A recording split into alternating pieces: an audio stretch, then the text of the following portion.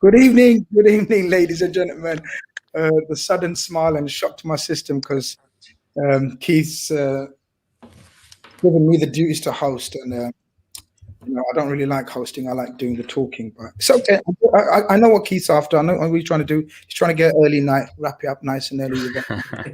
I get it. But listen, welcome everyone in the chat. Chat's already popping off. It's a Carnage transfer. It's Carnage stroke transfer agenda show because we're in that time of year where transfers are the end all and be all for fans, it seems. And I've got some lads to come and chat to me about transfers. We've got a very happy and jubilant, still possibly 30% drunk Matisse, the Chelsea man. Matisse, what are you saying, bro? I'm all good, bro. Sobered up and feeling fantastic. 100%. Good to know. Good to hear, man. You know what I was telling him? I was like, it's so hard to find a Chelsea fan that's not full of himself, that doesn't talk trash all the time. And I went through my contacts list, lads, and honestly, I thought, oh, it's Matisse every time. It always ends up on Matisse because the man, he talks sense since I've known him. You know what I mean? I love talking to him, even though I hate his club. But yeah, nice one. Thank you very much. And I believe making his debut on Carnage, Savan Scassa. In the house. What's happening, mate? How we doing, mate? Good. You all right? I'm very well, thank you, mate. Yeah, obviously from the half of the Red Sea podcast, and obviously the news has dropped recently that we're going to be joining the LFC Daytrippers family. So yeah, really looking forward to absolutely. Wanted to, I think I've done it on social media, but in person as well. Like a warm welcome to you, and Brains himself, Mr. Football Knowledge, South American expert. Who needs Tim Vickery when you got Mr. Keith Blunkett in the house? That's it. Rocking the merch, Grizz. Rocking the merch. I'm wearing the Daytrippers Virgil van Dijk #4 hat. Unbelievable. Lovely piece of kit. And I also have my Sienna Steps t-shirt on, supporting the cause. So anyone, where is she? There she is. There's Sienna. Get on the website, have a look at the cause, spread the word, do the magic. You know, ourselves. Absolutely. What a true ambassador you are, Keith. What can I say, Grizz? Absolutely brilliant. But lads, it's that time of season. Is it day 2 of the official opening of the transfer window? It is. Yeah. And why haven't clubs made £100 million transfers? This is what I want to fucking know. Like, what's going on? Like Roman out. You know what I mean? Like FSG out. All the good ones are in the Euros, aren't they? Yeah, well, exactly. Kroenke out. We're one of the only clubs that made a bleeding deal. And according to Liverpool Twitter, you think the FSG are, robbing the club again. Everyone's linked with players. Liverpool have actually signed the player. Yeah. So good one. Just have to watch this. Yeah, just have to watch this space and see how it goes. People tend to forget. It's true that literally we are the only club. I think. Correct me if I'm wrong, lads. I think we're the only club that's. I think Buendia went through today, didn't it? Yeah. Today. Yeah, exactly. But Kanate was done a few weeks back, so it's all good. But look, we're going to start off with Chelsea. Reluctantly so. Look, champions of Europe. Fair enough, man. You've now won it twice, and everyone saw the scenes where Roman Abramovich went up to your coach after the game and said, like, you need to do this again. Yeah. And in order for him to do it again, you can imagine Tuchel probably said to him, like, well, what you got for me? And it looks like your owner is saying whatever and whoever you want, baby. Talk to us. You've been linked with some huge stars. Let's take it from the top. Probably one of the most sought after strikers in world football, alongside your Kanes, whatever, is a certain Haaland. And it seems as though you're willing to pay whatever it takes to get him before his release clause kicks in next summer. And I think you're the only club who's able to do that. Thoughts on that? It's for me, it's something that has to be done. It's priority number 1 for Chelsea to get a striker. But any other position, whether you want to look at right wing back, DM, striker, is by far the most important. You only have to look at Chelsea's conversion rate since Tuchel came in the Premier League. The amount of chances created. You can go back and watch the Real Madrid game. the amount of chances created at home, couldn't put it in the back of the net. Jorginho finishing as our top scorer with 7 goals and then being penalties in the Premier League. You know, when Jorginho is your top scorer in the Premier League and you finish 4th, there is a massive issue that needs to be addressed. And we have not really had a world-class striker since Diego Costa. And that was the last time we won a Premier League title as well. So, you know, Abraham's come through the ranks. Now we've had Timo Werner come in for big bucks, and he hasn't, you know, exactly been the out-and-out striker that you look for. Maybe more of a second striker, maybe like a Son to your Harry Kane type player that will run in behind and hopefully convert more next season. But you still need to get your traditional natural goal getter that will guarantee you the business. And you know, Haaland's a generational talent in my opinion, and he's finished top scorer in the Champions League now this season as well, despite not getting through to the semi-final rounds as well with Dortmund. So it's a no-brainer for me, and I think it's better to go in for him now than to go in when the release clause is 70 million and everybody can afford him, and therefore he's talking to everyone. You have to pay more to get him now, but that's the only way for me that you 100% can get him, because if you save until next time, there might not be a next time. So we have to get him. We have to get it done very, very much in this window. We need to bring him in. Adam, thoughts on that? If they manage to pull that off, it's what as rival fans and teams. How do you compete with that? Like, how does that make you feel like when you hear that they can pay over double the release clause 12 months early, literally probably cash, right? Just bang you on the table and say, right, you know, hand him over. Yeah, they've almost been a sleeping giant for a little while, haven't they, Chelsea? They've always had this in their back pocket since Abramovich first came in. They've always been able to sign whoever they want. It's just circumstance around them, how they're getting on in the Premier League or in Europe that's stopped them buying everybody every season. But, you know, you look at Erling Haaland, he's an absolute monster. He's 29 goals in 27 games for Salzburg, 57 in 59 for Dortmund. I mean, what else do you need to say about him? He's, as you say, a generational talent. You look out there, all the number 9s that are out and about, there's not that many to choose from, really, you know, that are top level that aren't going to cost you an arm and a leg. But if you are going to spend an arm and a leg, you want to buy someone that's got maybe 10 years ahead of them. And you think about 150 million. If you break that down and divide it by 8 seasons, I think that's an absolute cracking deal still. So for me, Erling Haaland, everybody should be looking at him. I think you're spot on. Why wouldn't you look at him this year? Why would you wait a year? Because then it becomes a bidding war with every top club in Europe. If you can get him now, do it. He's absolutely brilliant. And if they do get him, I think the only way to respond is to go and sign an Mbappe, because how else do you compete? Keith, if I mean, I know you're a massive fan of Haaland. I think if the push come to shove, I think you'd choose Haaland over Mbappe. Are you one of those? No, I'm going to be short one of them, Grizz. I'm Mbappe over all of them, but I'm definitely Haaland over the likes of Kane. And it's for the reasons that why would you spend the money on Harry Kane when you could spend the money on Erling Haaland? Because Erling Haaland is 21 or whatever he is, 21, 22, whatever age. He is hungry to succeed. Now, people are putting in the comments there about Timo Werner. You know, Chelsea could Timo Werner him.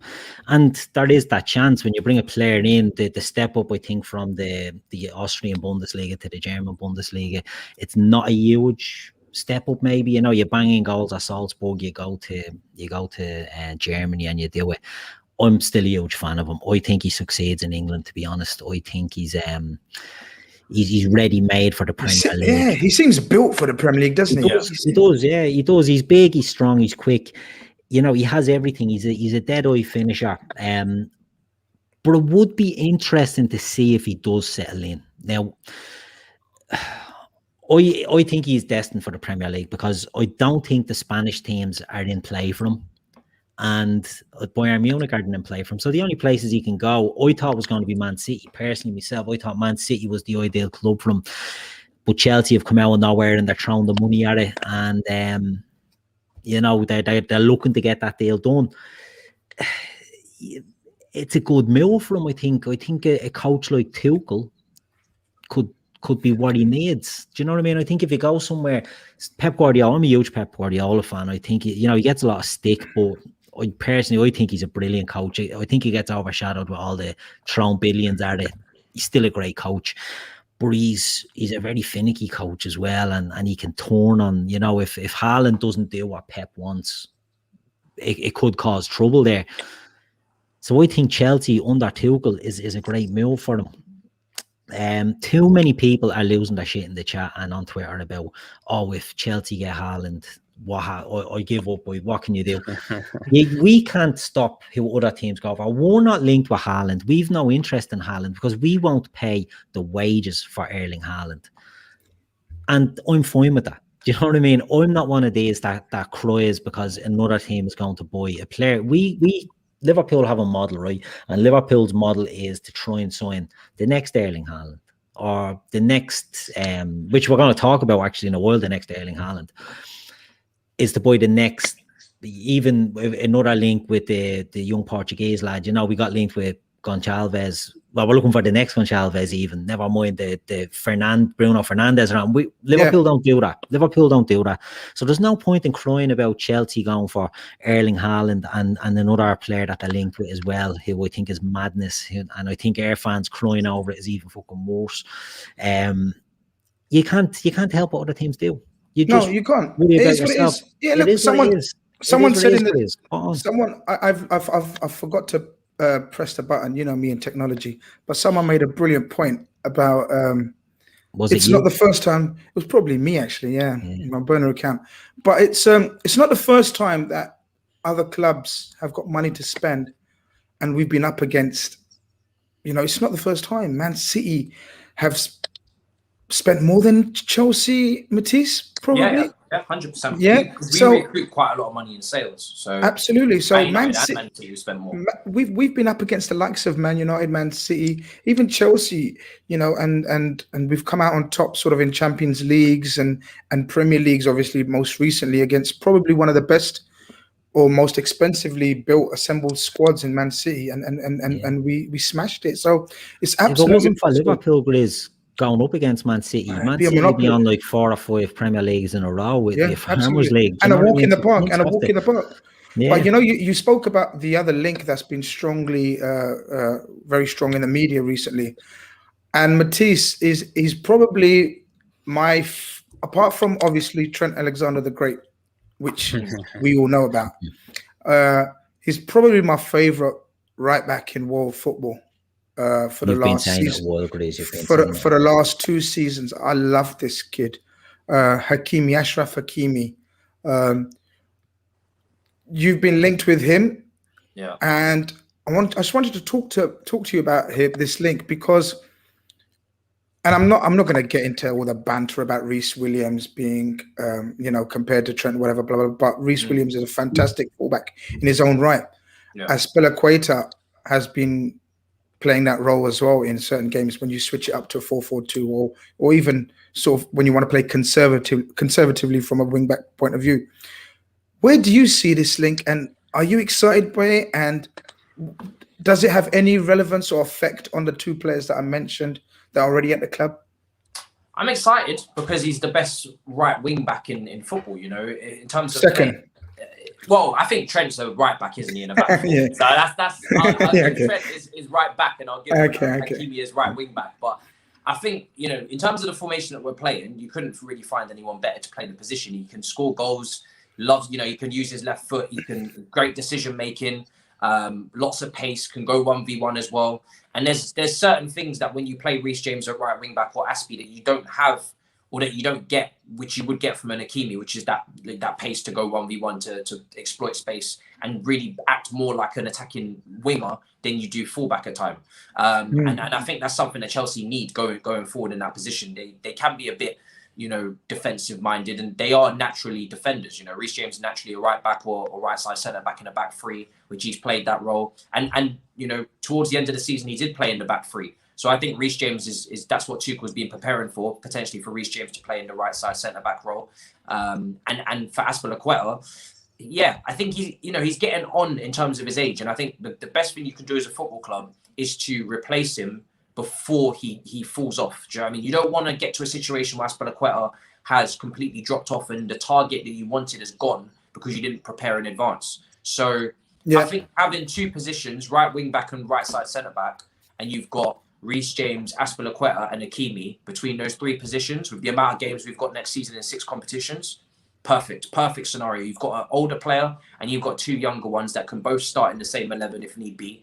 And there's competition where, listen, Aspilicueta is a Champions League starting, right back, right wing back who's won the Champions League, won Premier League titles, and will give you competition if your form drops off. So, and another thing to add as well, Hakimi has already established a relationship with Erling Haaland at Dortmund and Lukaku, who we were previously linked with at Inter Milan. So both of our top 2 striker targets, in whatever order you want to put them, he's already shown that he can service both of them. I think he got 17 goal contributions last season. So, you can't pass up on a player like that. If that's the kind of player that Tuchel... if you got the money, if you got the money like you guys have. Yeah. And I think as well, Tuchel, he deserves to have a cheat code. And I think that's what Hakimi is for him, because he can play right side, left side, up on the wing. Do you know what I mean? He gives him so much versatility tactically. You can change formation in game, push him further up the pitch and go to a back 4 without even making a substitution. So it's good for him to, as a manager of his level. It's good for him to have that cheat code, I think. 100%. Richard Askham saying, any Liverpool news? We're getting there. It's coming. Yeah, before we move on, Grizz, there's a few people are saying that in the chat, about the shows that there's been other teams. And listen, folks, the transfer window's open. There's rumours out there. We're going to talk about Liverpool rumours. But there's other rumours as well, and that's why we got Matisse on. That's why Grizz had the Spurs and Arsenal lads on last week as well. There's not... Liverpool fans should know, Liverpool aren't going to be doing 20 mega money signings this year. So if we want to do a show about just Liverpool rumours, they'll be short and sweet, So we're going to mix it up and we're going to bring in other rumours. And look, everyone cries in the chat about, why are we not going for Haaland? Well, Chelsea are going for Haaland now, so let's hear what Matisse has to say about that. And if we can jump in on the Hakimi bit there, I think can you just deny or accept this was Matisse? Was you seen him? Do you think he could have seen me potentially? Yeah, there's potential of this being true. Okay, nice one. Sorry, I can't confirm, but we'll check the sources potentially. Okay, can't deny, no problem. Can't deny either. Go on, go Keto. No, Hakimi, good player. Grizz has been banging on in our chats for over a year about him. He's a big fan, as a lot of us are. He's an obvious talent, but I don't really buy this versatility thing with him, that he can play right, he can play left, he can play on the wing. He's a wing back, right? And he's a very good wing back. Reece James is there. What happens is he going to a 3 with Reece James on the right side of a back 3? Because, and this isn't like point scored, or Reece James, Trent Alexander, but we get told that Reece James is the best right back in England. Why are Chelsea spending 60 million or whatever it is on a right back? It can't be to play left back, surely. Because if you can do it. You don't get the best out of a right-footed player playing left back. Do you know what I mean? Right-footed player, the right side, when he's a speed merchant like that, you can understand. Left foot or right foot on the left side, maybe not. So why do you think... Surely there's other areas in need, maybe, is what I'm trying to get at the Chelsea team. Or is it going to be a blank check with the whole relaxing of financial fair play, which is a joke? And anyway, are Chelsea just going for the best player we can get is this, and this is who we're going for? Or do you think there's other areas that need more urgent attention? A striker and a DM is definitely, in that order, by the way, priority for me over this position. But what I would say is that, first of all, in football, when you're negotiating for a deal like Haaland, you're never going to get that done quickly. So if that is your priority, that's not going to be the deal that gets done first. It's not feasible to get that deal done first, because it's a massive deal. It's going to take weeks and weeks. So just because your priority list is as follows, it doesn't mean that will be the order that the transfers happen. As long as they all get done in the one window, there's not really any problem. And I think Chelsea's top DM target is apparently Declan Rice. He's away of the Euros. So traditionally, you don't usually really get to speak to these players properly or negotiate for these players while they're at the tournament. You have to wait until it's over. So when it comes to Hakimi, I think Reece James slots in on the right side of the back 3. He's got experience playing that in the youth. We do play back 3s quite a lot in the youth when Conte was here as well. So our fullbacks are traditionally used to playing either wing back or right side centre back. But I think Reece James, for me personally, I think he suits that right side centre back role even more than the wing back role, because in terms of 1v1 dribbling and being able to go past a man, which is kind of what you'd want in that wing back spot if you can get it. Hakimi's better than him at that. You know, he's a lot better at that than Reece James. And Reece James, as we saw with Sterling, when he wants to be, he can be very, very good defensively and very switched on. You know, he's very, you know, bulky kind of individual. Yeah, he's very physical, isn't he? Very physical, bigger, yeah. but quick. So I think that role suits him. And obviously, when you're defending on the right side of a back three, you have to go out into the channels and defend there anyway. So you'll find yourself in right back. And in the modern game, if you're playing the back three, you need to step into midfield as well on the ball and get involved with the general play there. I mean, the first goal we scored under Tuchel was Azpilicueta. He was playing right side centre back as well, and he ended up getting the goal near the box because he just stepped forward that much. Rudiger loves to go on those runs as well on the left. So I think Reece James and Hakimi can definitely coexist in the same team without Hakimi having to go to the left, which is where Chilwell will go to. But I just think the whole point of getting Hakimi so he can go on the left if Chilwell was to get an injury, which is good because then you can potentially sell an Alonso and an Emerson and clear up some of the squad. So yeah. I think you make a very, very valid point in terms of the succession planning, in terms of Azpilicueta and then Reece James being able to drop into Azpilicueta, because Azpilicueta won't play every single game, and that's very important for every club. And that's where I want to switch it on to Liverpool, because Adam, today PSG announced our man. I still want to call him our man. You know, he'll always be our man. He'll always be our man. Came to us 5 seasons ago from a relegated Newcastle. Everyone said, why are we buying a relegated player? You know, what's he going to bring to us? And 5 years later, he literally won it all. And now he's gone. And in my opinion, he's left a massive void in this squad. Mr. Reliable. Not Mr. Glamorous, Mr. Reliable, Mr. Durable. Mr. Available. Mr. Available. In your opinion, Adam, do we need to replace him? Is it a must? Or is it like the club are making noise to the local media about it's not priority? Do you think that's games? And like we're trying to sort of negotiate deals at the same time and not letting people know that we're desperate to replace Gini Wijnaldum. What's your thoughts on it? Oh, it's a good one. I want to touch on Hakimi. It's kind of linked to it, really. You know, the model, that's always been Chelsea's model, isn't it? They don't rest on any laurels whatsoever. No. As Azpilicueta came in, I think the window after they won their last Champions League, and it's taken him 10 years to win his own. And they don't think, oh, that was good. You know, you stay in the team for the next 3-4 years, and while you deteriorate, we'll drop off. They think, okay, let's think ahead. Right, we've got a young Reece James. What else do we need? Okay, we could have someone outside of him. You know, you've got Chelsea have always done this. They've always stockpiled players. You've got 3 left backs at the club.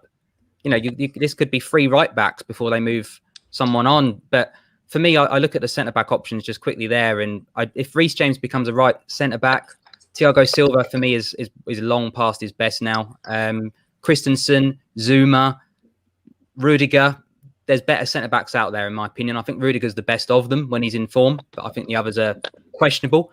But you look at Liverpool, and Grizz, you were on the Red Sea podcast Transfer Tuesday the other day, and we were sort of speaking about Gini and saying that, you know, Liverpool kind of hold on to players maybe 1-2 years too long. And James Milner is an example of that. I think we've held on to him way too long. I think 1 year last year would have been a good deal. So maybe we're looking at that and thinking, Gini Wijnaldum, do we give him a 3-year deal on 100, 150k a week? Or do we look at, as we mentioned in that day, Liverpool 2.0 and Gini 2.0? And I think actually, as much as he's a legend and as much as I'm going to miss him, we absolutely have to replace him because, you know, you look at Dejan Lovren in his last season with Liverpool, he still played 15, 20 games.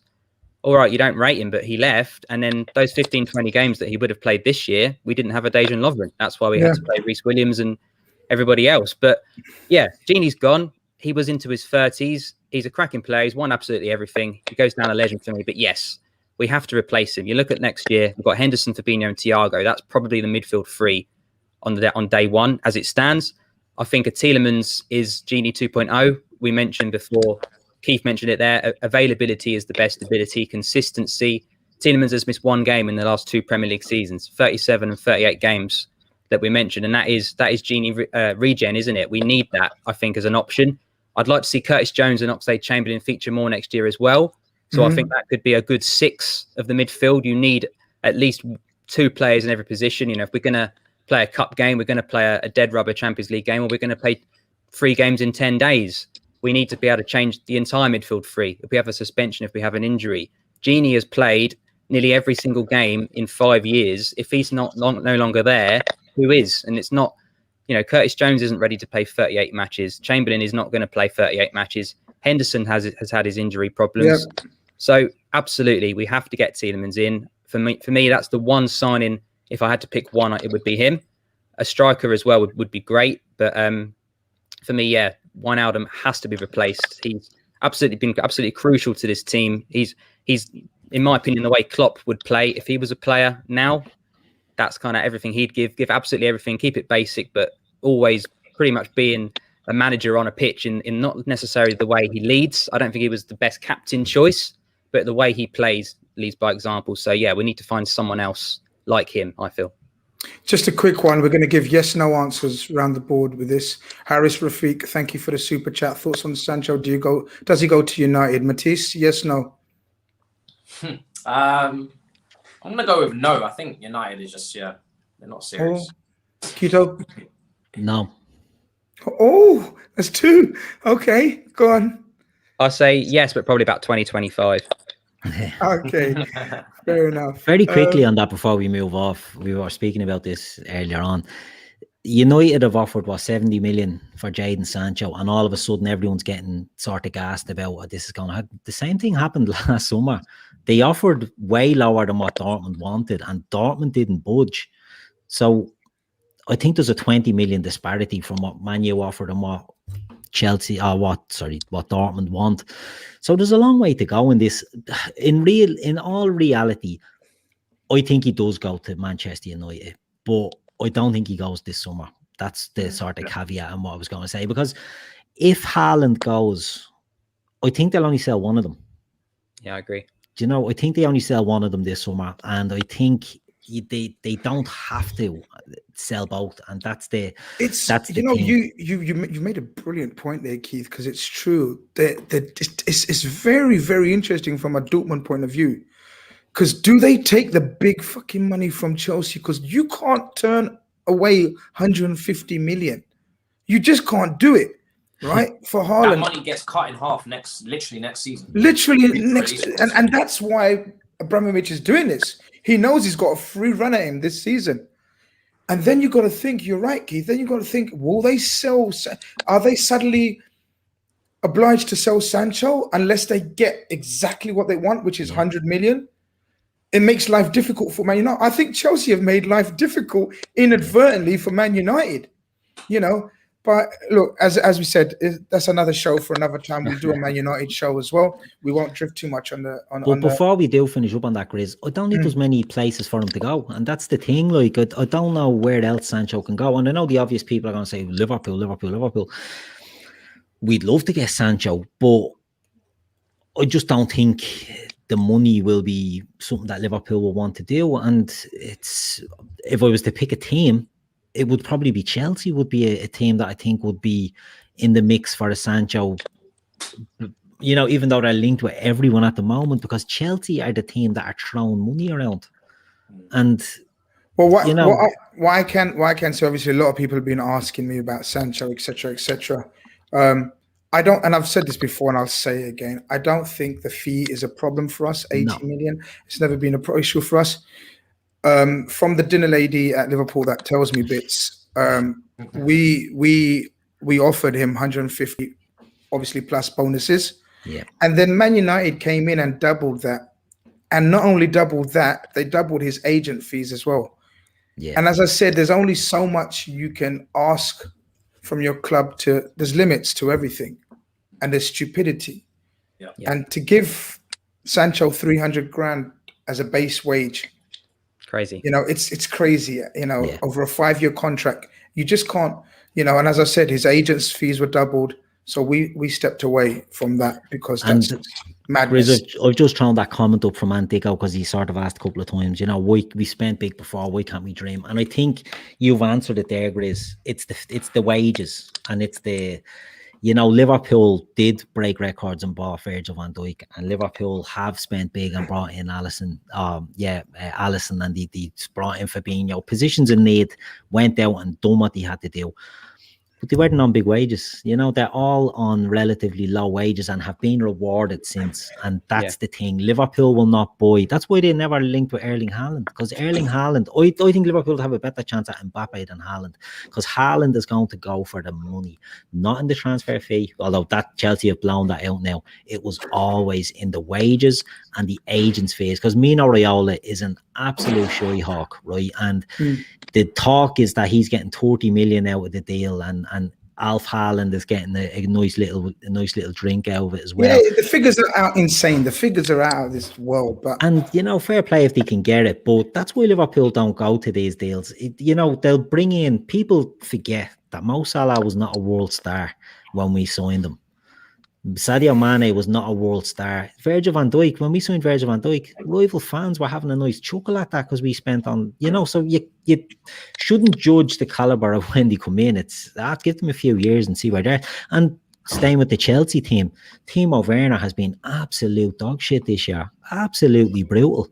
Doesn't mean he's going to be brutal next year. Do you know what I mean? And Timo Werner, DJ Drogba had a slow start at Chelsea and went down as a legend, so you have to give these players time. You have to give signings time to gel in. But with Liverpool, we sign players not on a low salary because we're a big elite club, but we heavily incentivize the deals. And if a player doesn't want to do that, Klopp will walk away. I think there's one exception to this rule in the world, and other than that, Liverpool will not break a transfer sort of structure. And I hate that transfer. So it sounds like, you have a wage cap, like Spurs would never go over 100 grand a week and Arsenal had a wage. It's not that. It's just Liverpool have a value. And as you said, Grizz, if Man U come in and double that, well, Jadon Sancho's not going to say, I want the privilege of playing for Liverpool. He's not a Liverpool fan. Why would he want to turn down half a, Man United are renowned for giving stupid wages as well. Exactly. De Gea and Rashford and I think Man United in terms of wage, they spend the most in the league by far on wages. The problem is that once you break the mold and you give one player that crazy wage, everybody wants that on their renewal, and that's what Liverpool have worked really well. They've, like Keith said, they've brought people in on a modest wage and they've rewarded them with good performances on the next deal. So Salah's come in 120k. All right, now you're on 200 because you're our most important player. So as you say, Liverpool are never going to go, here's 250k on day one, because then everybody's going to want it, and then the whole thing falls apart. You look at the Spanish clubs, it's not sustainable. You have to end up being in the wilderness for 5 years because you can't afford to buy anybody. Yeah. Absolutely. I brought up this comment because Mitch B, hope it doesn't stand for Mitch Bitch, because he's been moaning ever since he's been in the comments about, come on, Grizz, come on, he's having digs at me. And that's what I brought up. I don't shy away from people having a dig at me. Legacy Summer is looking amazing, Grizz, with the wink emoji, like sort of saying, because we called this the Legacy Summer, didn't we, at the start? And it's mad because it's day 2. Yeah. Relax. And we've signed someone. Fucking relax, relax. I'm here all year. I'm here all summer. Come back to me at the end of the summer if we haven't strengthened our spine. Then say, Grizz, you was chatting waffle. So thank you very much for the comment, though. Anyway, stay tuned. But touching on about the midfield, you were saying. Look, we'll touch upon this as well.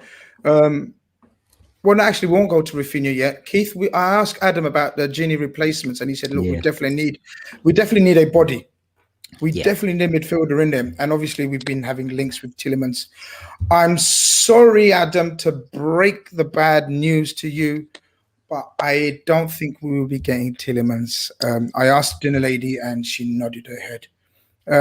But she doesn't always get everything right, bless her. Sometimes she doesn't quite, as she's getting older, she doesn't quite hear everything. Yeah. So, but at this stage, she said, look, it's very, very unlikely that Tielemans is our first choice target. But, so if that's the case, Keith, right, let's just assume the dinner lady's right. If that's the case, another name we've been linked with in midfield is a certain, what's his name today? Slips my mind, bloody hell.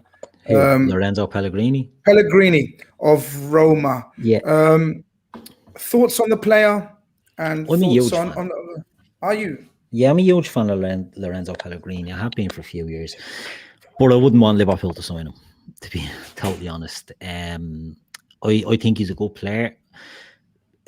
We've had arguments before. I don't know what side you fall down on this, Grizz, about Italian players coming to the Premier League and not many of them succeeding. You know, Paolo Di Canio did, Gianfranco Zola did. I think Jorginho's doing okay as well at Chelsea. But a lot of Italians we've been born with, for Fabio Borini, we've born with Alberto Aquilani, Andrea Dossena. I'm sure there's more I can't remember. But, you know, we don't have a good track record with Italians. I don't think Pellegrini is one that we will sign, but I do think he's a good player. I think he's a player that, you know, has a good future. But I just can't say if we're going to sign anyone from Italian from Serie A, I'll be looking at Barolo at Inter Milan. But again, I don't think we'd sign him either. So a midfielder is very much needed, Grizz. We've spoke about this. We've done sort of what we would do with the squad, the transfer show, and myself and yourself are quite similar. We were getting rid of loads of players, but a lot of the sort of squad fillers. But we have like Naby Keita, Gini is gone. We have Alex Oxlade-Chamberlain. Them two lads, horrific injury sort of fitness records. Not that they can't be trusted, but they can't be trusted. So they're players that do need, I think, to be replaced as well. James Milner, Adam touched on James Milner's another year older. I think we need a body in there. I don't think it'd be Tielemans, and I've said this again. I've said this before.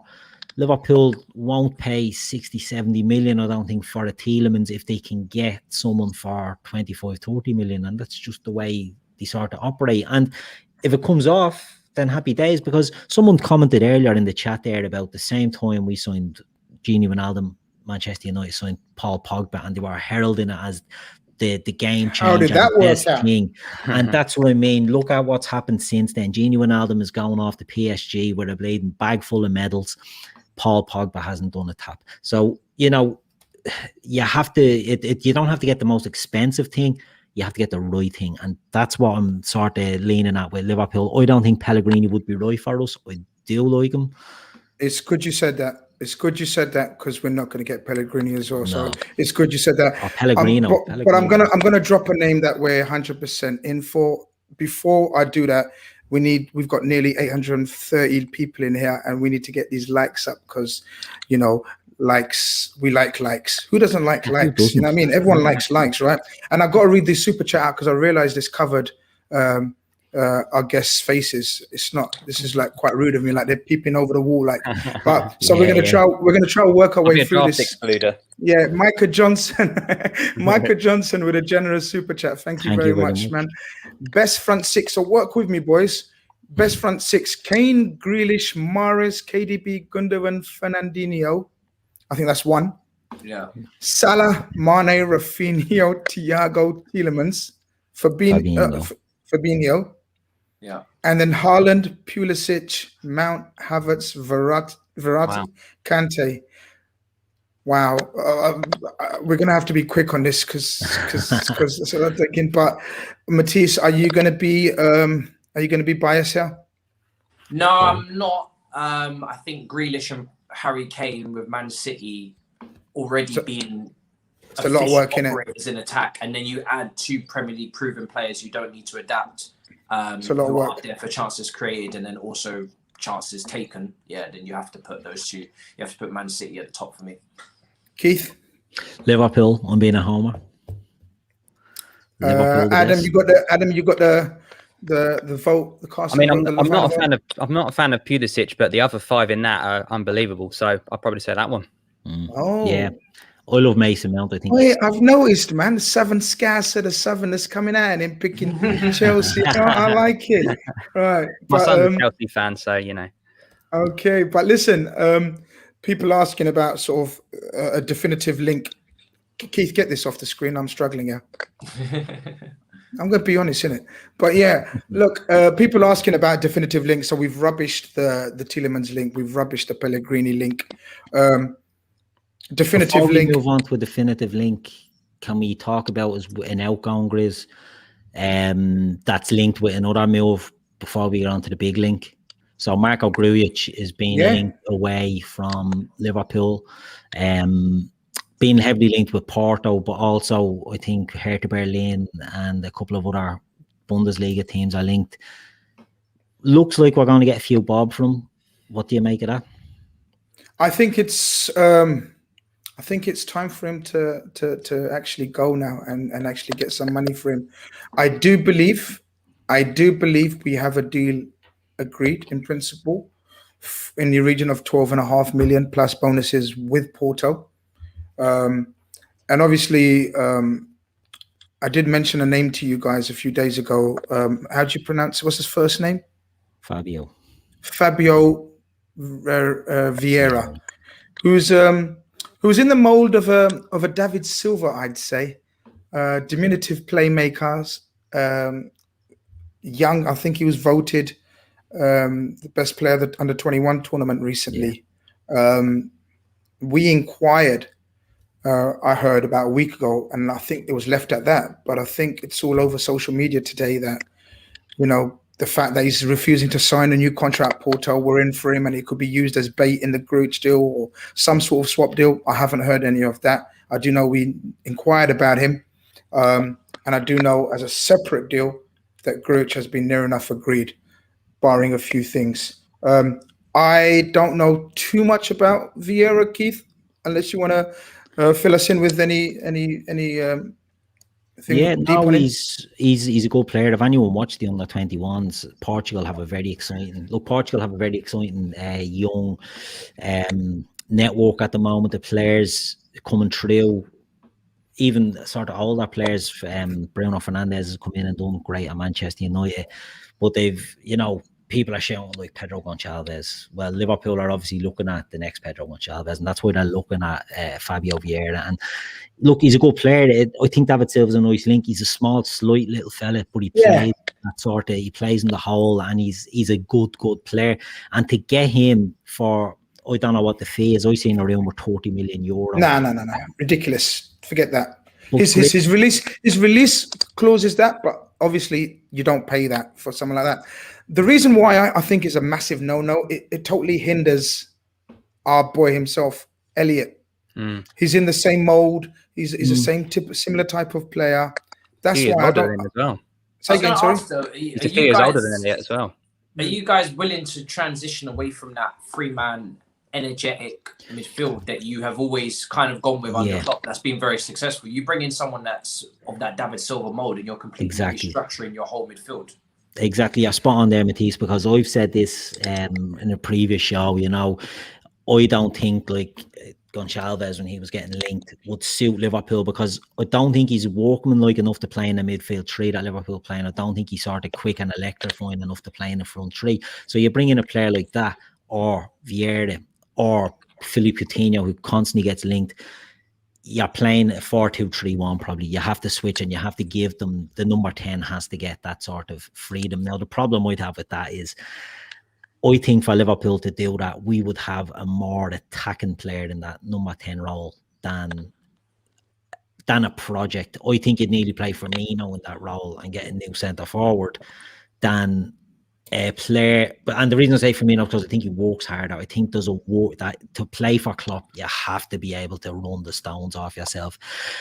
So I think they would do something like that quicker than a young guy who's a project. But if you're talking about 30 million euros release clause, Grizz, and you convert that to pounds, I don't know what's that, about 27 million. It's not a bad deal for a player of that potential if you could get him in. So it's an interesting deal that I would keep an eye on, especially with the Grujic link on the other way.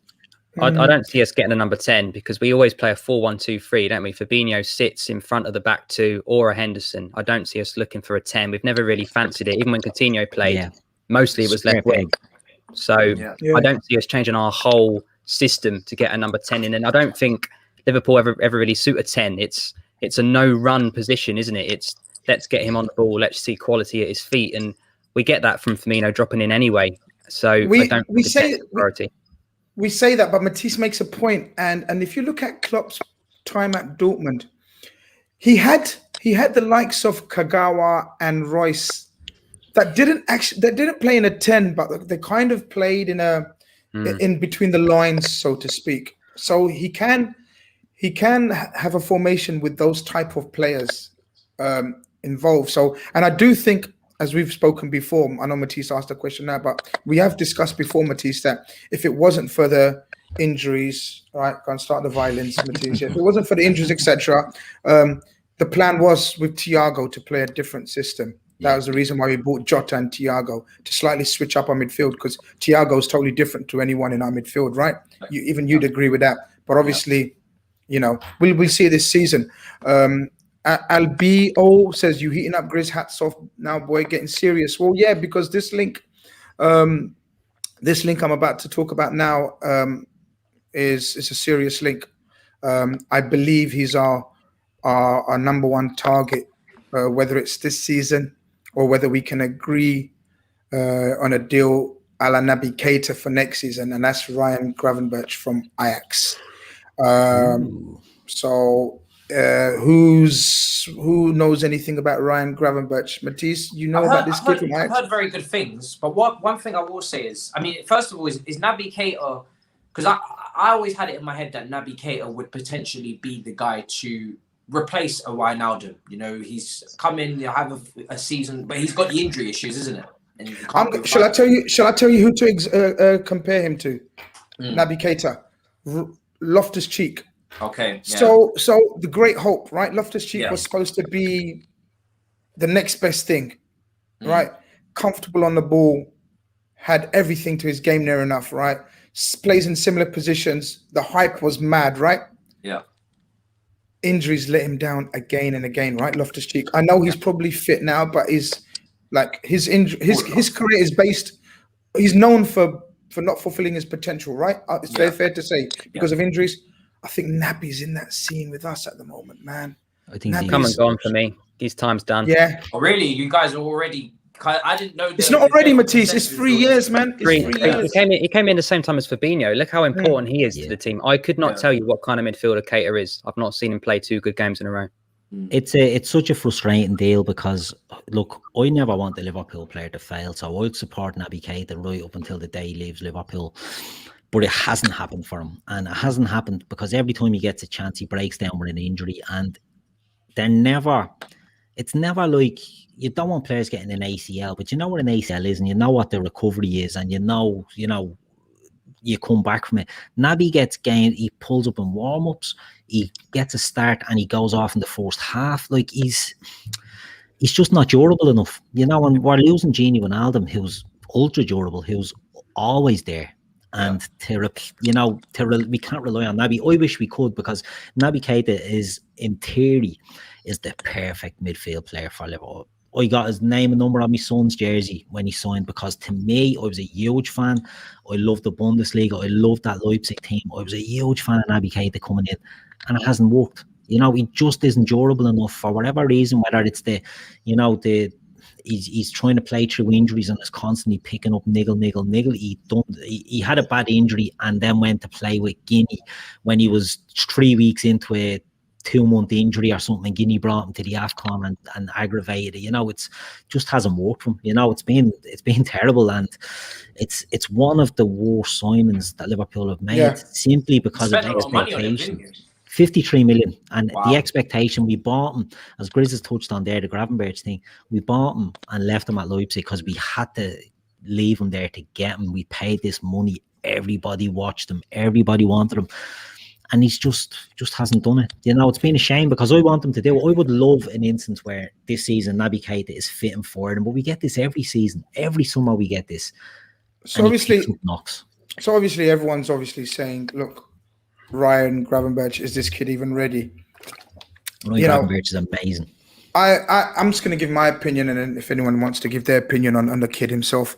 So look, there's players that you see and you can instantly tell is going to be a gem world star. Obviously, you know, not everything sort of works out like that, simply as that. But there are, like for example, when Arsene Wenger, and this is a huge call, but I'm here to be shot down. That's what I do. Go for it. So when Arsene Wenger brought Patrick Vieira, how old was he, Keith? 17, 18 when he brought him over? No, I something like think that? he was older because he'd gone from Nice, hadn't he, to AC Milan and hadn't worked out. So I think he'd had a move. But he was this tall, He was young, gangly. yeah. He hadn't It's a great filled out comparison yet. physically. It's a great comparison. You know me, Keith. I'm on the ball. This huge potential in a central midfielder you see, and he's young, and he gets taken under the wing by one of the greatest coaches the Premier League's ever seen in Arsene Wenger, and he becomes the ultimate midfielder, in my opinion. I think this Ryan Gravenberch has the potential to be similar. I think he's huge, and I think when our scouting team has eyes on someone and they really make him priority, they usually get it right. If you know what I mean, like the long-term targets. And I think they really see him as the successor to Gini, stroke Hendo. You know, this kid is the one they want. I think it's going to be very difficult to get him this summer. Ajax are playing hardball, but I think we're trying to agree a deal for next summer. Anybody have any input on Ryan Gravenberch? Yeah, I'd like to just. I mean, he's only 19, and I think we need to be careful with the Tielemans factor, because we all knew Tielemans was going to be a good player at Anderlecht, and he made that move. You know, he needed a bit of time at Monaco, and he was not maybe living up to the Wonder Kid expectations, and then Leicester do that swap deal with Andre Silva, and only now are we looking at Tielemans as a top baller at the age of 24. So if we get someone like Gravenberch in and he's not playing every week, that's going to be damaging to his development. So it's one of them. I think it's a good deal to get, but I think he could very much do with a couple of years loan, and then we bring him back as a 21-year-old and he's ready made, and we haven't got to spend 60 million on him, because I think he has the ability. I agree to hit that top level and get in the Dutch team and become a quality midfielder, similar to the route Tielemans has taken. But yeah, I don't think buying a 19-year-old that's going to be at the bottom of the pecking order, let's be honest, of at least 3, possibly 4, is it really going to help him? I think not. I think we need to take a leaf out of Chelsea's book. Oh, there's a good player. Let's sign him and loan him out for 2 years. And if he's any good in 2 years, great. If he's not, we'll sell him on for a profit. Keith? I'm a huge fan of Gravenberch. He's 19, but he's quite experienced. Do you know what I mean? He was became Ajax's youngest player. I don't know if he was 15 or 16 when he made his debut for them. He is 6'3". He's big. He plays. He's very good against us. He's a defensive midfielder, but I think he's a little bit more than that. He's a bit more box to box than just N'Golo Kante, for example, who was, defensively minded. I think he's better than that. There's a few names getting thrown in the chat there. Georgie Onefoot, Leicester fan. Have you seen Samare? Samare is the one. I said on the show the other night, I think he's the one to watch next season. I think he's an excellent player. But of the same sort of mold, these athletic midfield players that can do multiple roles, whether it's going to sit or whether it's going to play ball. I think Gravenberch can do it all. Jude Bellingham getting mentioned as well. There's the English Gravenberch. Yeah, great player. The problem with Jude Bellingham is I think we needed to get him from Birmingham to have a chance. We didn't. Who knows what will happen in the future, but it's going to be it's the touch of the Jadon Sancho's about that, because when he does well, which he is, it's going to be all the money men will be on that. I get what you're saying, but I think we found in the past when a player has a love for Liverpool and an absolute desire to be at one certain club, and then the feeling's mutual, that's usually positive in overcoming any monetary issues, usually. But look, that's one to keep an eye on, folks. And just to touch upon, sort of, we were talking about, I think Matisse raised it, even as a Chelsea fan, he sees that Liverpool sometimes are renowned for having one formation and not much variety or plan B. Is that what you'd say, Matisse? Is that what you were trying to say earlier, right? Yeah, I think just as well with the signing from Ajax, you guys have got history with Ajax with the Suarez deal, so maybe you've not been burned the same way I have. But I think in similar where Keith was talking about being burned from Serie A signings, I get the similar notion of Ziyech coming over, Van der Beek, and they're obviously older as well. But you do have to be careful when you're getting these midfielders, I think, from the Eredivisie that play in a certain, that Dutch style of football. Then they have to translate. They come over here. It can take a bit of time for them as well. So, it's one of those situations where I do think he might need a bit of time. And Klopp's usually quite good at this kind of thing. Brings in Fabinho, doesn't dash him straight in, takes his time with him. And he did the same with Keita before the injuries as well. He never really tends to just say, "Oh, that's a new toy. I'm going to throw him into the deep end." And expect him to perform straight away. He does usually entertain keeping him for a good 6 months on cool ice, and everybody's questioning him, but he's usually doing stuff behind the scenes with them, making sure that they're prepared. So, but it's a lot of responsibility on a 19-year-old, because Wijnaldum, like you said, is a player that's been playing every single game, taking on responsibility, and then to give that to you couldn't give it to a 19-year-old. To be honest, you couldn't give that kind of responsibility to him in his first season. You'd have to. I think when I look at Liverpool's midfield, there's a lot of injury-prone players in there. Thiago, Keita, Chamberlain, Milner's getting on. It's not a midfield that matches the identity of what Klopp needs. Because, of course, those guys can do what Klopp needs to be done outside of Thiago, but they need to be able to do it every game. They need to be able to do it back to back to back. And that's not something you can rely upon them for. So I think your best bet would probably be get someone who's a bit more experienced, who can definitely in this league do it, week in, week out, because that's what you're losing.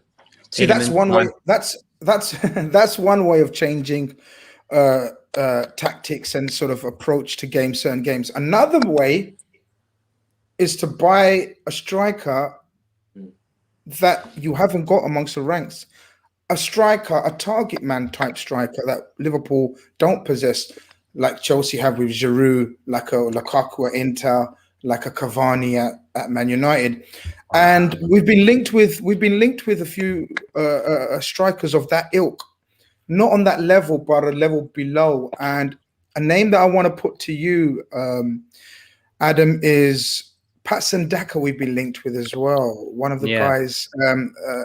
He's not so much a target man, but he's a striker. I'm going to come to the target man, but I wanted to get your thoughts, because he's been linked very heavily as well. Sendaka, would he fit? You a fan? Talk to me.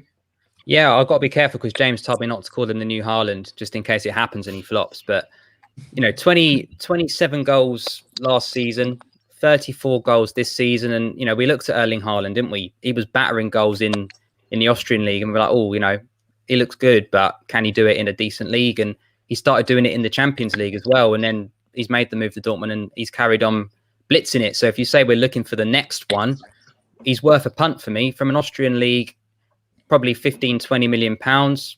I think he'd probably come into a rotation rather than as a first choice 9, maybe swap him with Bobby, because I don't think he can play 40-50 games a season at the top level anymore, as we've seen over the last 2 years. So I think that's a good option.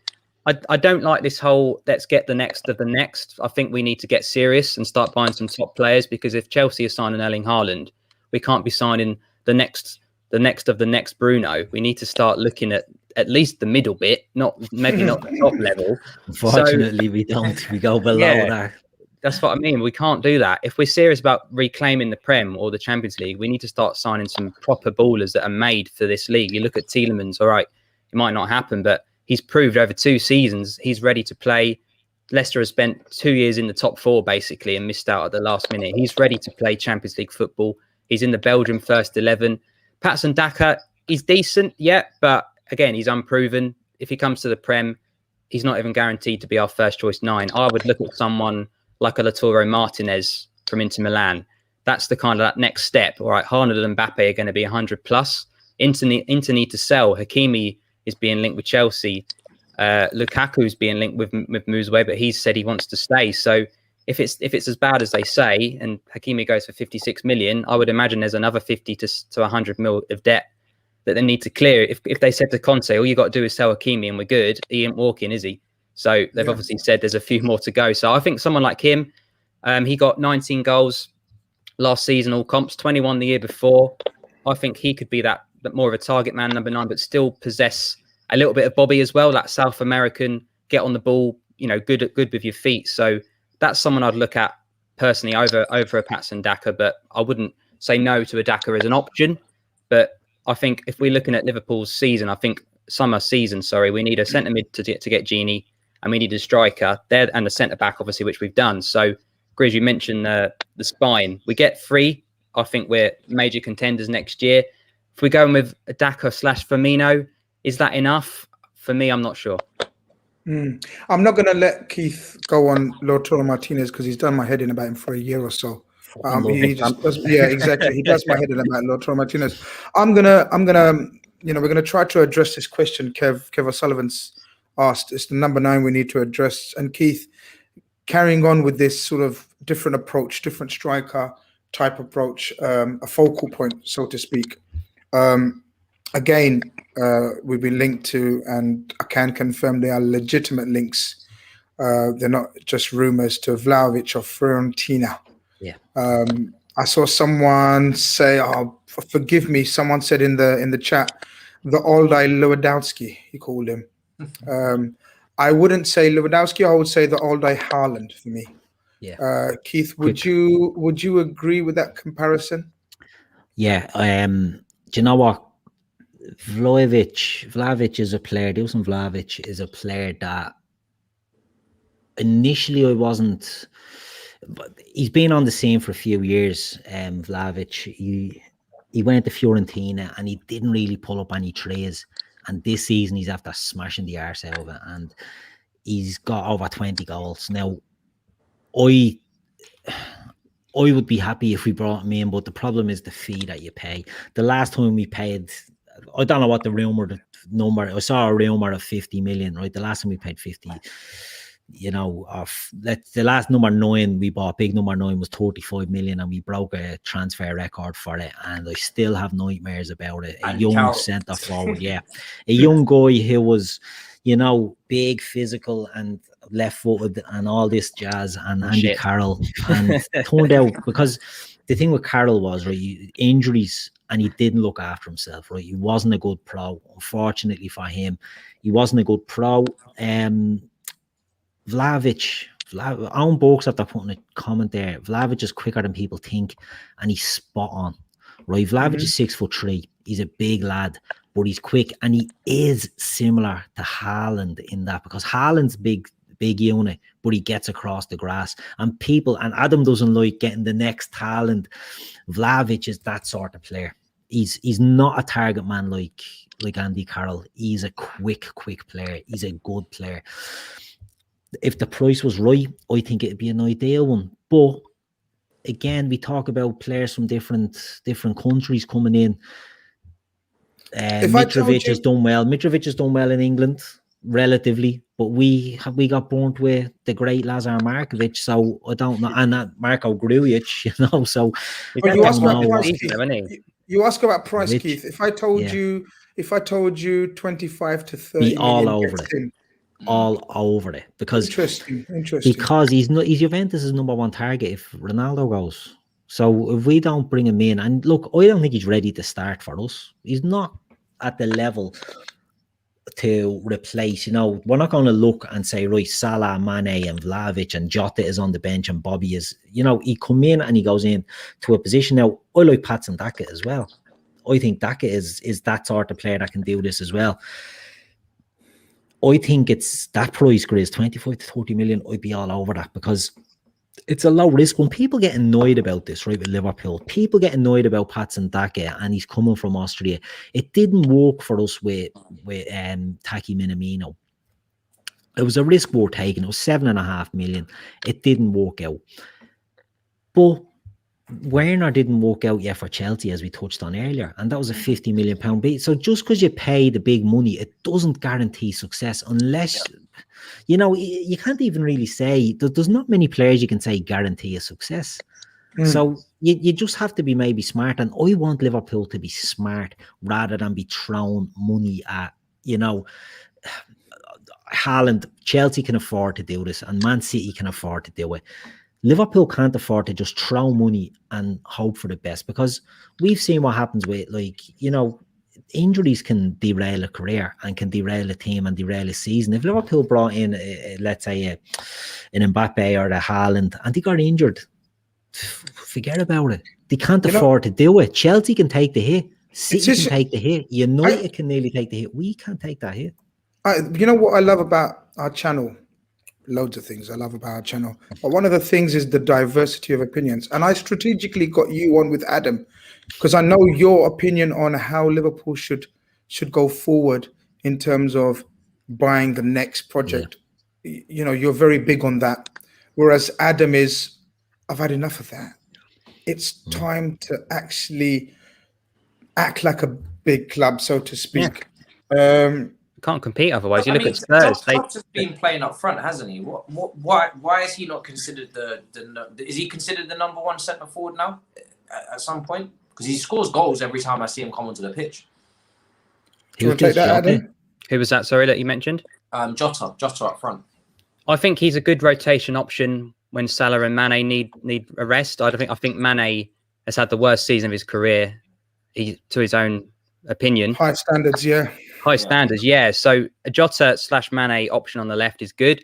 You don't necessarily need a backup for Salah because he's very, very consistent and just scores goals for fun, even when the rest of the team aren't at that level. But yeah, if we're serious, we need to start buying players. You know, all right, we don't have to shop at Harrods and get Haaland and Mbappe, but we don't need to be at Primark either. You know, we're not gonna compete with these teams. You look at Spurs; they just had the chance to get Conte. Let's get a 3-4 year plan in place. I want this, I want that. Let's go. They don't want to do it. So, you know, they're trying to bridge the gap between the top four, but they're falling further behind. And Chelsea, United, and City will all strengthen more than Spurs will. So they're going to fall further. And Liverpool need to be very careful. You know, we're not guaranteed to compete because we're called Liverpool. Arsenal tried that, and look where they are. We need to start getting serious. Jack Grealish, why don't we go and get him? Harry Kane's looking to move. Son Heung-min might look to move. Look at the manager they've brought in. Pathetic. We need to actually look at top ballers and players and start competing because you can't just keep taking risks. You know, we've been very, very lucky. We bought Robertson. He got injured. He got relegated with Hull. What a signing that was. Very, very lucky the way that turned out. No one would have known that. Gino Wijnaldum as well. Relegated Newcastle. 30 million was a risk, but it's turned out brilliant. You can't keep getting away with it. You can't keep doing that. You've won now and again. If you're competing with Chelsea, Man City, and United, and we've already had a year off of proper spending with COVID, they're all going to go hard in this summer, and Chelsea have already started it. So, for me, you have to start looking. And as people have said in the comments, we don't need a rotation number 9. We need a new replacement number 9 that's going to actually rival Harry Kane for the Golden Boot and rival Salah for top goal scorer in our own team. But do you not think the model we have is, as you know, it's not like it's an insult to compare us to Spurs because we've won the league and we've won the Champions League with this model. True. We've said it before, you know, Liverpool bought Mo Salah, and Matisse will tell you, Mo Salah wasn't pulling up any trees at Chelsea. No, he was not. Do you know what I mean? And it was a risk, and people were bleeding, scratching their heads when we paid the money for Mo Salah. We bought in Sadio Mane, we bought in your name Robertson, Wijnaldum, who else is there? Matip, you know, all these players. We didn't break the bank for these guys, and they were the right players, and that's what Liverpool need to do. And that's what I sort of. I hear what you're saying, but we're not going to be buying Harry Kane, and we're not going to be buying Jack Grealish, and we're not even going to be entertaining that. We're going to be buying these players, and once it's the right player, it doesn't matter. You know. I think also your recruitment speaks for itself. Yeah, do you know what I mean? If Chelsea scouts, it's good, Matisse. It's because we want to get an outside opinion. So obviously we have, like, sort of Keith's given his opinion on how we should go forward or have been sort of doing and is successful and carry on, and obviously Adam's given his opinion. Yeah. From looking from the outside in, what do you think of our approach, and how would you assess it? And how would you feel, you know, looking at the way we operate? Well, I'm going to liken it to what Chelsea tried already under Emanalo when he was director of football. He brought in Thibaut Courtois, he brought in Lukaku, Kevin De Bruyne, Mohamed Salah, and a few others as well. So he tried to do very similar to what you guys are doing. You're bringing in young, high potential players that you've scouted and you believe are going to make it to the top level, and therefore you'll save yourself money because you buy them and you invest in them before anybody else catches on to them. And it's something that Arsenal did under Wenger. It's something we tried there that I said there. But we had short-term managers that could never mirror and marry up with that philosophy of, and an owner that didn't really marry up and mirror with that either. So one person at the club had great recruitment and understanding of bringing in young players that most of them, or nearly all of them, have gone on to be world class. Lukaku, Courtois, Salah, De Bruyne. But we didn't have the manager like you do with Klopp, and the top who are patient enough with the manager to sustain that and then see it through to the end. Liverpool's recruitment is brilliant from what I can see. If I could trust Chelsea scouts now to recruit the way that you and Leicester recruit, then Chelsea would probably say to themselves as well, maybe we don't need to get and splash on these players, because not every time you splash on a big name does it always work out. Look at Manchester United with Alexis Sanchez. Look at, us with Torres. It's not every time it's going to work. So regardless of whether you spend a lot or you spend a little, there is always going to be risk. But it's down to the scouting, and you guys clearly have good recruitment and scouting, so you take advantage of that. That's what they're paid to do. We need to flex though, don't we? Because you mentioned Leicester there. Chelsea are like, all right, Leicester are starting to look quite good. Let's nick your left back for 50 million. Man United, your centre back looks decent. He's not a well beater, but he'll improve us. There's 80 million, and we're umming and ahhing about taking a Tielemans because he might cost 60 million. We need to get real. But as we take a Maguire and a Chilwell, they replace it with a James Justin and a Fofana. And they don't really decrease in terms of quality in their starting 11 from what I can see. Possibly increase. Possibly even increase. So it's always a risk though. It's a balance, isn't it? But I think if you've got the scouts to do it, again, Leicester and yourselves, I think you've got the scouts to do it, then you can do it. It's not like as if you guys are buying.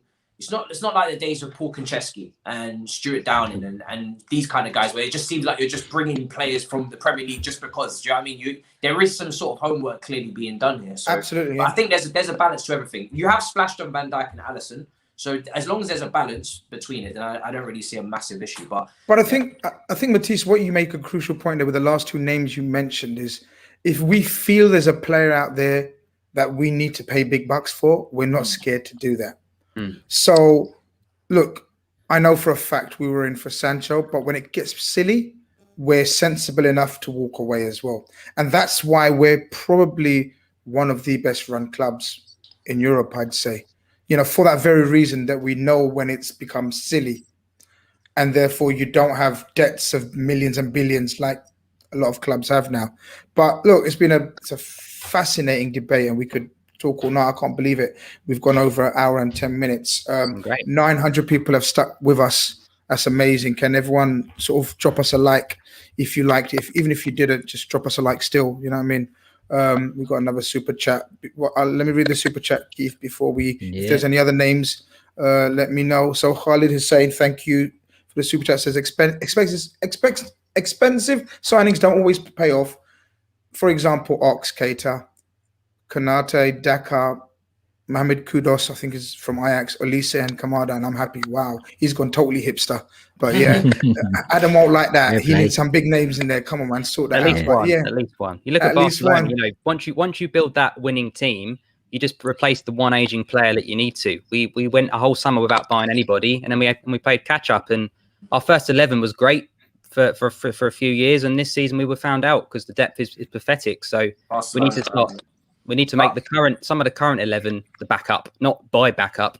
Yeah. We need to improve splashed on Dembele and Coutinho, and and look where they are. It's got, as long as it mirrors up with what Klopp is trying to do, and they've got the right mentality, then I think it'll be fine. But when you start buying players that don't fit into what Klopp's doing, and bring in those star names that need free rolls and don't track back, and that's where you're going to go wrong. That's exactly. You know what? Just talking about sort of players that would possibly strengthen or be a like for like in terms of quality is Rafinha, and obviously a lot of people are asking about Rafinha. Look, as I said, I tweeted about a week ago. The only information I got on Rafinha was we inquired about him about 3-4 weeks ago, and we were quoted 60 million, and we said okay, we'll get back to you. Thank you. Bye. That's the only thing I've heard. Obviously, there are other people that think that there's more to it. I'm not aware of it. Someone suggested that where there's rumors of a clause in his contract that if a Champions League team comes in for him, it's less. It's like 40 million or something. I think we'd be very interested if that was the case, but I don't think we're interested at 60 million.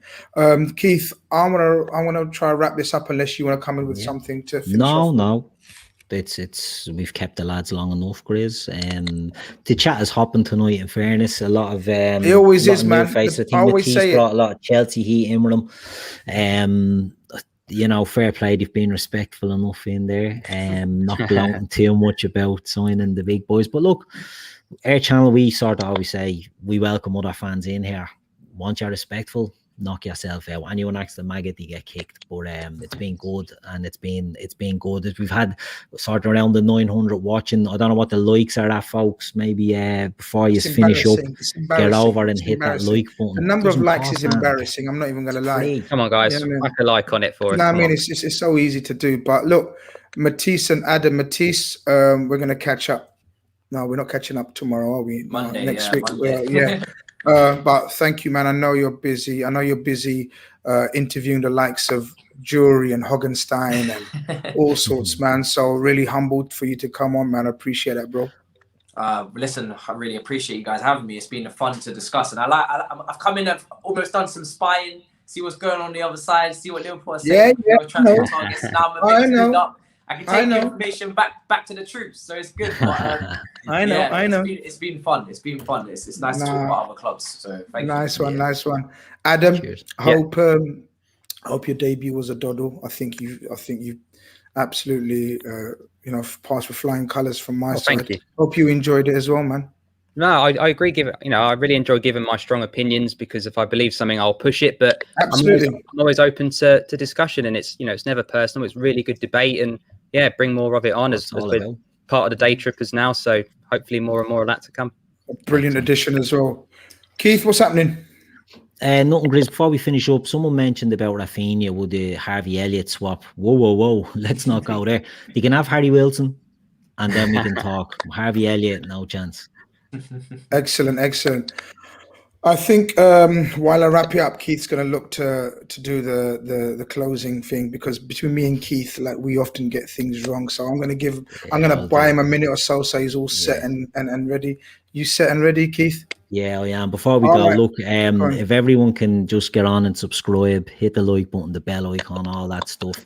Never miss a show. Get over to the website, LFCDT.com. Have a look at the merchandise. Like I said, I've got a hat on, a Virgil van Dijk hat, and a T-shirt, which is from our Sienna Steps range. All proceeds go to helping Sienna get the treatment that she needs over in the US. So anything, spreading the word. If you don't have the money to buy it and spread the word, it'll help the family out a lot. And we'll be back. I don't know what's the plan, Grizz. Is there anything else on this week? Tomorrow. Look, how can Chris Brack not give her a shout out? I don't know what day it is. I don't know what day it is. So Chris Brack's got the Euro show tomorrow. I may even be on that, because I haven't got the big six, have we, Matisse? We haven't got the big six. So I may, if Chris has got my bank details. So you know what to do, Chris. So secure the bag. Exactly. If you want to secure, I've got to secure the bag. That's how I roll, bro. You know what I mean? I don't muck about anymore. But listen, it's been a fantastic show, man. I loved each one of yours input and company. We hope to do it again. It's only the start of the window, so many good shows coming up. To all the people in the chat, love you and leave you. This has been the Transfer Agenda Show via Carnage. Peace out.